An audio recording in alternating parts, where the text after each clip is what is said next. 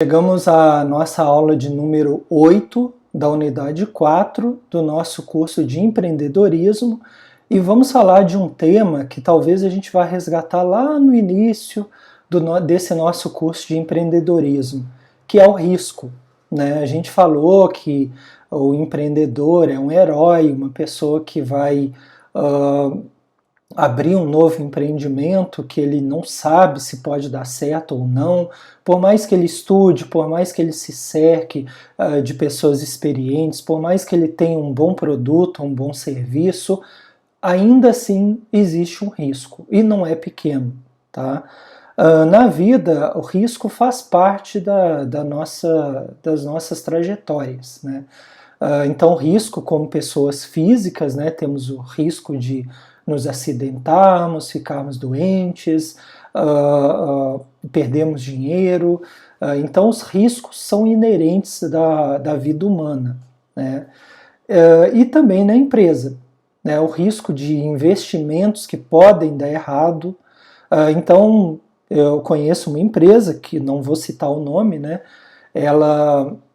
Uma empresa que trabalhava com venda de produtos para classe C e D, né? Ou seja, pessoas com menor poder aquisitivo.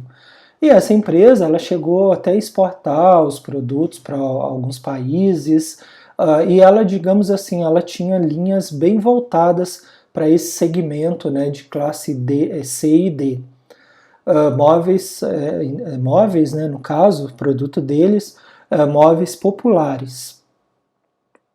E aí passou um tempo, né, ela bem solidificada nesse ramo de clientes de classe C e D, ela resolveu investir em clientes de maior poder aquisitivo, né? Então, classe A e B, que já tinham os concorrentes já bem postados e vendendo os produtos com altíssima qualidade.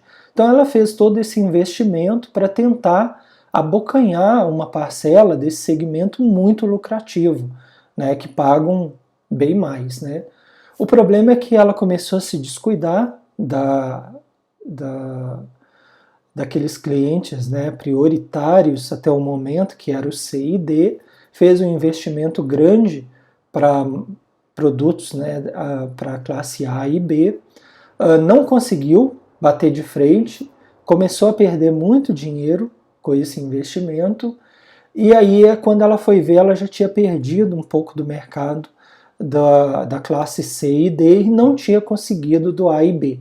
Então por que eu estou contando essa história? Porque foi um risco muito grande na hora de tomar aquela decisão de abandonar ou relegar em segundo plano aquela faixa de clientes que ela estava acostumada a vender, com os móveis condizentes com o valor pago por esse grupo de clientes, e ela passou a ter uma tentativa nova com um grupo de clientes mais sofisticado, que pagava mais, mas também que exigia mais.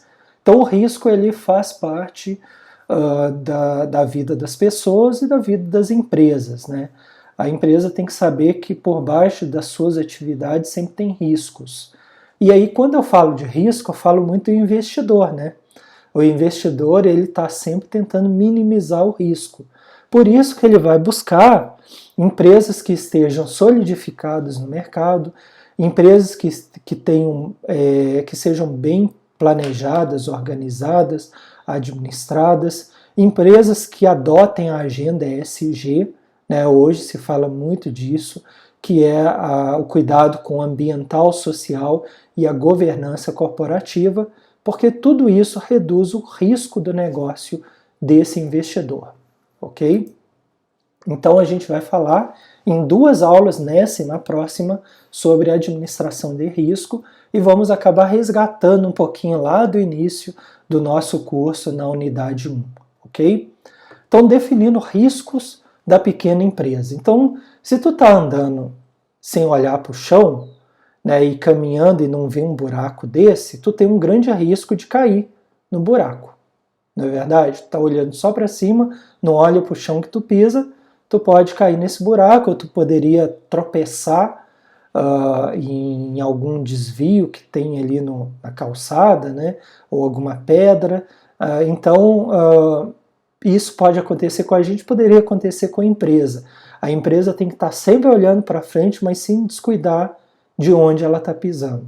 Então a gente pode dizer que risco é uma condição em que existe a possibilidade, não quer dizer que vai acontecer, de ocorrer um desvio adverso, né, então algo inesperado, né, que a gente não esperava, em relação ao resultado desejado, que foi planejado ou que espera que ocorra.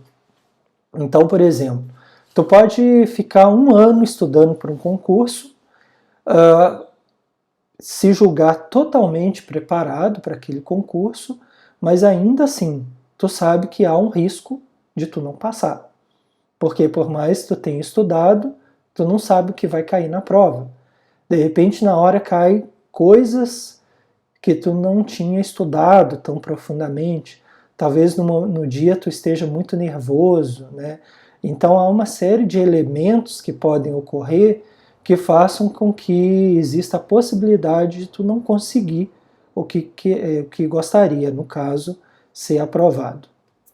Então, na pequena empresa, risco traduz-se em prejuízos relacionados com os ativos da empresa e com potencial de ganho do negócio.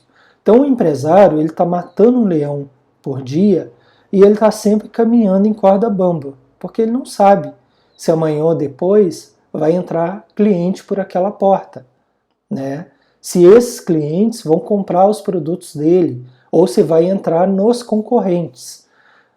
Por isso que quando eu falo das outras aulas do contas a receber, é fundamental que a empresa evite esse contas a receber, né, só em casos extremos, e que faça com que o cliente faça os pagamentos por outras formas mais seguras.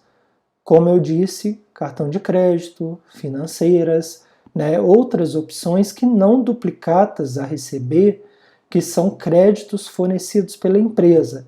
Aí existe um grande risco de alguns clientes não pagarem, serem inadimplentes, e aí a empresa vai ter que arcar com esse prejuízo.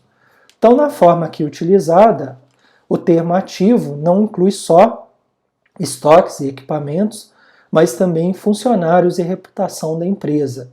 Né? Quando a gente fala lá no balanço patrimonial, a gente tem como ver isso, né? Tem lá os estoques, que está lá no passivo circulante, junto com o caixa, né? O dinheiro e as duplicatas a receber, que são direitos da empresa, mas eu tenho o passivo não circulante, que é aquilo que está no longo prazo, que estão ali investimentos em outras empresas, imóveis que a empresa tem, equipamentos, computadores, né, todos os bens físicos que a empresa tem, mas que ela não vai vender, que são bens que ela tem porque ela precisa daqueles bens para o seu negócio. Mas também o ativo intangível, né, a marca, a reputação, o nome que ela tem no mercado, e também, né, por que não, a expertise que ela tem com aqueles funcionários que trabalham ali, né? Todo o conhecimento acumulado daqueles funcionários e que faz com que ela tenha diferença em relação às demais, tá ok?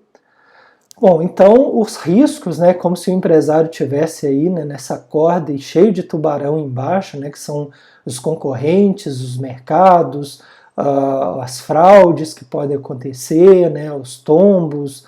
Os riscos da pequena empresa podem ser classificados de diversas formas.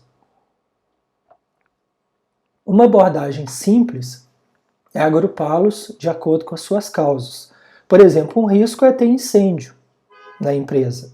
Imaginem que a empresa não tem um seguro, tem incêndio, e da noite para o dia ela perdeu tudo, perdeu o estoque de mercadorias, perdeu os computadores, perdeu o balcão, perdeu as prateleiras, perdeu tudo que tinha lá, e o pior, de repente ela perdeu até os dados que ela tinha nos computadores.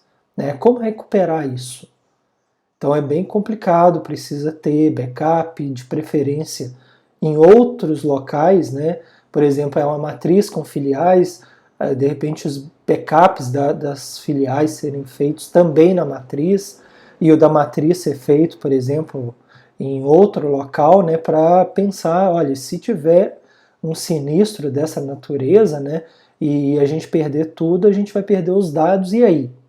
Né? Talvez o seguro cubra os bens móveis, o estoque, mas e os dados que tinha? Né? Os dados de clientes, de duplicados a receber, duplicados a pagar. Então hoje, muitas vezes, também isso vai ser colocado na nuvem. Né? Então HDs virtuais para que a empresa evite esse risco. Outro risco, ferimentos pessoais, né? Acidentes, roubo por parte de clientes ou de funcionários e fraudes também, muitas vezes ligados a funcionários.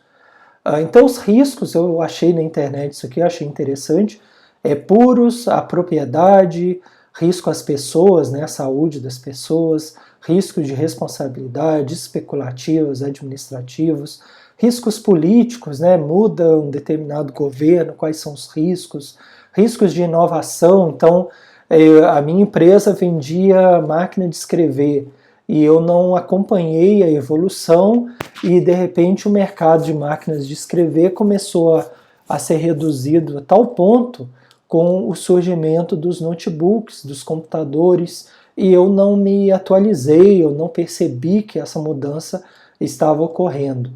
E dentro de riscos administrativos, riscos de mercado, né, concorrentes novos que entram no mercado, riscos financeiros, eu trabalho com dólar, com euro, qual o impacto, né, dessa subida e descida, riscos de produção. Então eu achei essa charge aqui, achei interessante, né? Percepção de risco, então uma bomba está para ser detonada, né? A pessoa logo tem uma percepção de risco. Análise de risco é quantificar esse risco, né? Se é grande, se é baixo. E aqui achei interessante, claro que é uma ironia, né? O risco gerencial, então tapa-se o ouvido, porque nessa charge, né, a brincadeira é que não se dá ouvidos aos riscos, e é o que eu quero que vocês percebam, é justamente o contrário, que a gente tem que ficar atento aos riscos gerenciais. Então, um outro critério identifica riscos empresariais agrupando-os em seguráveis ou não seguráveis. Por exemplo, prejuízos causados por incêndio, a gente pode fazer um seguro para isso, né? Mas obsolescência de um produto não são seguráveis. Né? Então, e todo esse estoque que eu tinha de máquina de escrever, não tem, é obsolescência, né? É só se pegar fogo, mas por ser obsoleto não há um seguro. Também aqueles dados, né, da empresa, então a gente poderia classificar também dessa forma. Uma terceira forma, que é o que o Longneck usa no livro, né, que vai ser enfatizado aqui, o enfoque centrado nos ativos, classificando os riscos empresariais em 4 tipos, tá? Em 4 tipos, que a gente vai falar depois. 4 áreas distintas, né? Riscos centrados no mercado, na propriedade, nos funcionários e nos clientes. Então, um prejuízo substancial em qualquer uma dessas categorias pode ter efeito devastador para a pequena empresa. Então vamos ver cada um desses 4, tá? Ficou, na hora que eu coloquei aqui o print, né, ficou meio achatado o círculo, mas isso era para ser um círculo, tá? Risco, destino da empresa. E aqui está a chamada roda do infortúnio, né? Riscos centrados no mercado. Então, interrupção de entregas pelo fornecedor. Por alguma razão, o fornecedor está com problema, ou a estrada que vai ligar o fornecedor até a empresa está interditada, e vai demorar a entrega em 2 dias, por exemplo, ou a empresa não está pagando e o fornecedor não vai entregar. Né? Deterioração das condições da economia, né? Então a economia está indo muito mal, sobe muitos preços, queda na demanda de um produto. Então, por exemplo, né, pensar A gente ainda está na pandemia da Covid-19, né? Então pensem em bares, restaurantes, né, que tiveram uma queda muito grande. Então, queda na demanda de um produto. Riscos centrados na propriedade. Então, incêndio, que é o que a gente falou, desastres naturais, então não era esperado e teve uma chuva grande e destelhou a nossa fábrica.